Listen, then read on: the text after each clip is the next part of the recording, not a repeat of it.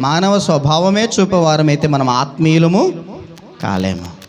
మానవ పరంగానే మనం ఆలోచన చేసి నా వల్ల కాదు అని అంటే మనం క్రీస్తు ప్రేమను కలిగిన వారము కాలేము. మానవ పద్ధతిగా మనము ఆలోచన చేస్తే మనం నడుచుకోవాలి అని అంటే క్రీస్తు చూపిన క్షమాగుణాన్ని మనము చూపలేము. హల్లెలూయా. ఇక్కడ చాలా లోతైన భావాలు వస్తున్నాయి. ఇదిగో మనం చేర్చుకోవటమే కాక ప్రేమ, క్షమాపణ అనే మాటలు కూడా ఇక్కడ ఇమిడి ఉన్నాయి. దేవుని స్తోత్రం కలుగును గాక.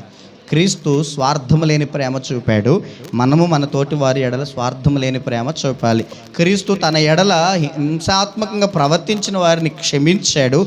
మనము మన ఇతరుల ఎడల మనల్ని గాయపరిచిన వారి ఎడల, బాధించిన వారి ఎడల, ఏమంటే అనేక రకాలుగా ఉన్నవారి ఎడల మనమును ఆ క్షమాపణ చూపాలి. అందుకే ప్రభు నేర్పించాడు మొదటి మాటలో, తండ్రి వీరేమి చేయుచున్నారు వీరు ఎరుగురు గనక వీరిని క్షమించండి అనే మాటలో, నేను ఏ రీతిగా అయితే నన్ను హింసించిన వారిని క్షమించానో మీరును అలాగున చెయ్యండి అని మాదిరి చూపి వెళ్ళాడు. హల్లెలూయా.